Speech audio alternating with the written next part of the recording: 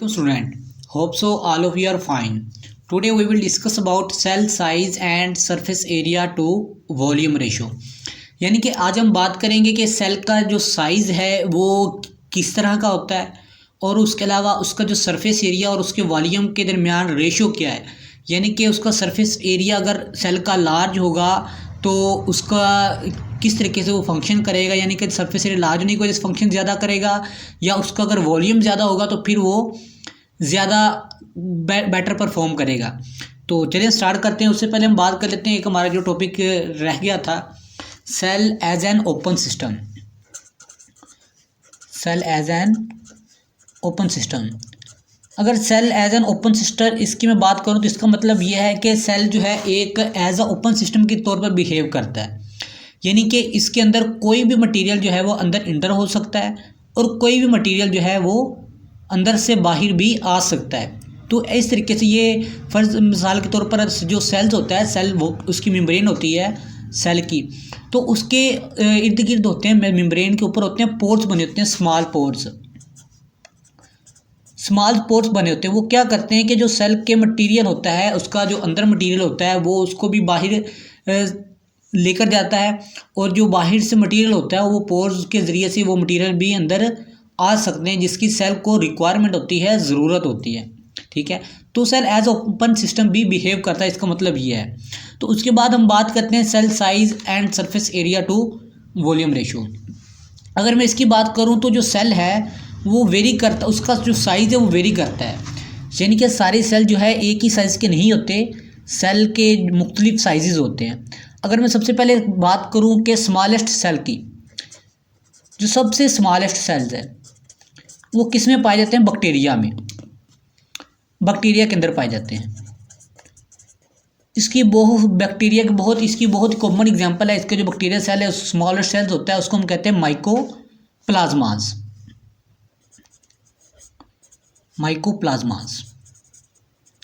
ये बहुत ही smallest cell है जो बैक्टीरिया के अंदर पाया जाता है।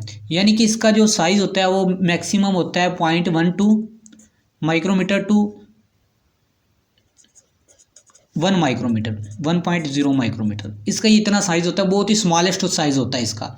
ठीक है, उसके बाद अगर मैं बात करूं तो बल्किएस्ट सेल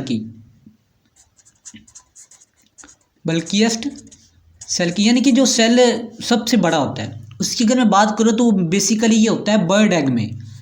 जो बल्किएस्ट सेल हैं वो किस में पाए जाते हैं? बर्ड एग में, बर्ड एग्स के अंदर पाए जाते हैं। उसके बाद अगर मैं बात करूं सबसे लॉन्गेस्ट सेल, जो लेंथ के हिसाब से जो लंबे होते हैं, सबसे लॉन्गेस्ट सेल्स वो किस में पाए जाते हैं? वो मसल सेल्स और नर्व सेल्स के अंदर, एनिमल्स के मसल्स एंड नर्व सेल्स के अंदर पाए जाते हैं। तो बेसिकली ये था साइज़ के हिसाब से जो सेल का जो स्ट्रक्चर है। यानी कि सबसे स्मॉल साइज़ किसका होता है? बैक्टीरिया के अंदर जो सेल होता है माइकोप्लाज्मास। उसके बाद बल्किएस्ट जो सबसे बड़े सेल हैं वो किस में पाए जाते हैं? बर्ड एग के अंदर। और जो सबसे लार्जेस्ट सेल्स होते हैं वो होते हैं नर्व सेल्स और मसल सेल्स।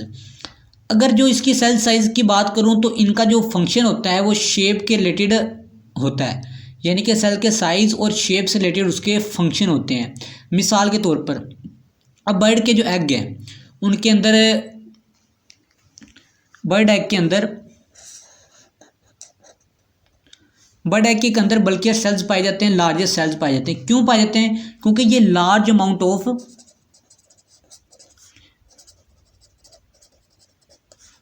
ऑफ न्यूट्रिएंट को, इनमें लार्ज अमाउंट ऑफ एक न्यूट्रिएंट की तो काफ़ी सारी मिकदार इनमें पाई जाती हैं। क्यों पाई जाती हैं? क्योंकि इसमें यंग जो है डेवलपिंग, इनका जो बर्ड एग के अंदर इनके जो चाइल्ड होते हैं वो यंग जो है इनके वो डेवलप कर रहे होते हैं, डेवलप यंग। ठीक, क्योंकि ये बर्ड के एग हैं जो हैं वो इसमें अहम रोल प्ले करते हैं। उसके बाद अगर बात करें सेल्स की, जो लॉन्ग सेल्स होते हैं, लॉन्ग मसल सेल्स की अगर मैं बात करूँ, मसल सेल्स की, तो बेसिकली इनका फंक्शन क्या होता है? ये फंक्शन है हमारी बॉडी के अंदर कॉन्ट्रैक्शन और रिलैक्सेशन में डिफरेंट ये रोल प्ले करते हैं। कॉन्ट्रैक्शन एंड रिलैक्सेशन में रिलैक्सेशन के अंदर इनका बहुत ही अहम रोल होता है कि यानी बॉडी के हमारे जो मसल्स हैं वो क्या करते हैं, हमारी बॉडी को कॉन्ट्रैक्ट और रिलैक्स करवाते हैं। उसके अलावा अगर हम स्मॉल साइज बैक्टीरिया सेल्स की बात करें, जो बैक्टीरिया के अंदर माइकोप्लाज्मास पाए जाते हैं, इनका भी बहुत अहम फंक्शन होता है। अगर मैं बात करूं कि स्मॉल साइज सेल्स की, तो ये सबसे ज़्यादा अहम फंक्शन प्ले करते हैं, क्योंकि और ये सबसे ज़्यादा मिकदार में पाए जाते हैं। स्मॉल साइज सेल्स जो हैं इसमें बेसिकली आ जाते हैं कि ह्यूमन रेड ब्लड सेल्स भी इसी में ही आ जाते हैं, जो स्मॉल साइज जिनका होता है ह्यूमन रेड ब्लड सेल्स। अब ह्यूमन रेड ब्लड सेल्स का स्मॉल साइज होने की वजह से ये किसी भी जगह पे यानी कि हमारी बॉडी के किसी भी हिस्से तक ये पहुंच सकते हैं। रेड ब्लड सेल्स ये हमारी बॉडी के मिसाल तो जो हमारी कैपिलरीज होती हैं बहुत ही बारीक सी होती हैं, ये उनके अंदर भी ये इंटर हो जाते हैं, क्योंकि इनका साइज़ जो है वो स्मॉल होता है। बेसिकली इनका जो साइज़ है वो होता है ओनली सिर्फ 8 माइक्रोमीटर इन डायमीटर होता है। कितना होता है? 8 माइक्रोमीटर इन डायमीटर। ठीक है, और ये था हमारा जो सेल के जो साइज़ की और बिना पर उनके जो फंक्शन थे। अब हम बात करते हैं surface area to volume ratio, यानी कि अगर किसी सेल का जो सरफेस एरिया वो लार्ज है और उसका वॉल्यूम जो है वो कि किस तरीके से होगा, उनके रेशियो आपस में क्या होगा। अगर सरफेस एरिया लार्ज होगा तब वो ज़्यादा फंक्शन परफॉर्म करेगा, या स्मॉल होगा तब वो ज़्यादा अहम फंक्शन प्ले करेगा।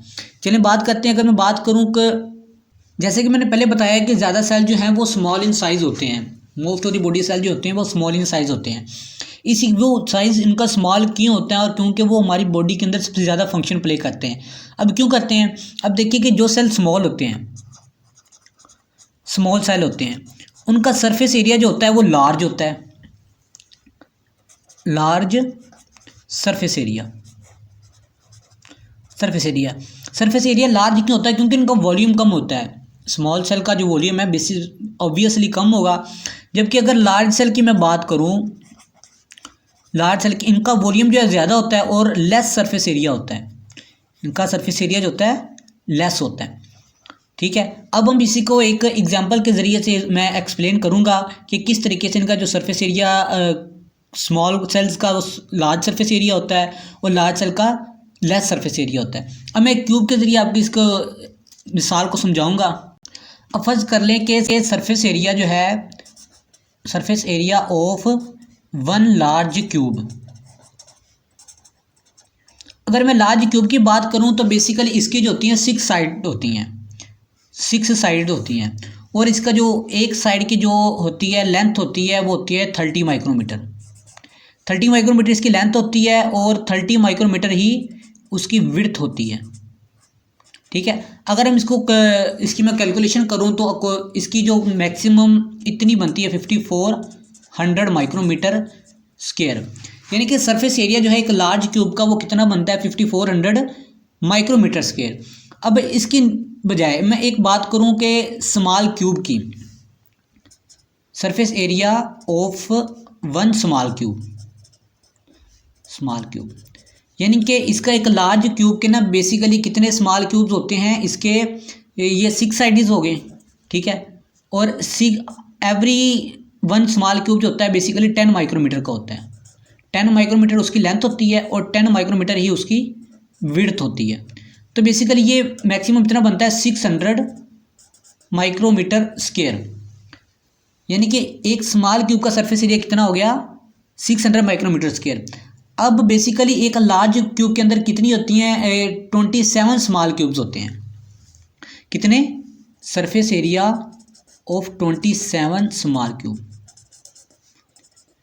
एक लार्ज क्यूब कितने के स्मॉल क्यूब के इक्वल होता है 27 स्मॉल क्यूब्स के इक्वल। अब देख लें, हम इसकी कैलकुलेशन कर लेते हैं, यानी कि 27 इंटू हम इसके साथ 1 के साथ मल्टीप्लाई कर देंगे। 1 का कितना होता है 600, तो बेसिकली ये आ जाएगा 16200 माइक्रोमीटर स्क्वायर। तो ये देखें कि इस तरीके से एक सरफेस एरिया जो है स्मॉल क्यूब का वो होता है 16200 माइक्रोमीटर स्क्वायर, जबकि अगर मैं बात करूँ लार्ज क्यूब का तो उसका मैक्सिमम 5400 होता है। तो देखने इस वजह से अगर सरफेस एरिया जो स्मॉल क्यूब का वो ज़्यादा होता है। अब इसका बेनिफिट क्या होता है कि हमारी बॉडी को स्मॉल क्यूब सरफेस एरिया किसी भी सेल का स्मॉल होने का हमारी बॉडी को क्या बेनिफिट होता है? बेसिकली हमारी बॉडी को बेनिफिट ये होता है कि स्मॉल सरफेस एरिया के जो सेल्स होते हैं वो इजीली सेल के अंदर इंटर भी हो सकते हैं और इजीली अपने से वेस्ट मटेरियल को बाहर भी निकाल सकते हैं। ये बॉडी के किसी भी हिस्से तक ये जा सकते हैं। तो बेसिकली मैं सिंपली बात करूँ तो हमारी बॉडी की जो सेल मेम्ब्रेन होती है उसके पोर्स होते हैं वो बिल्कुल स्मॉल होते हैं। इस वजह से ये स्मॉल सेल जो होते हैं ईजिली उसके अंदर इंटर कर जाते हैं और ईजिली उधर से वेस्ट मटेरियल जो है बाहर निकाल देते हैं। सो इन शॉर्ट जो सरफेस एरिया के सेल होते हैं उनके हमारी बॉडी को ज़्यादा रिक्वायरमेंट होती है, इस वजह से हमारी बॉडी के अंदर उनका सेल स्मॉल सेल जो होते हैं वो ज़्यादा होते हैं। तो ये था आज का हमारा लेक्चर। Okay, thank you.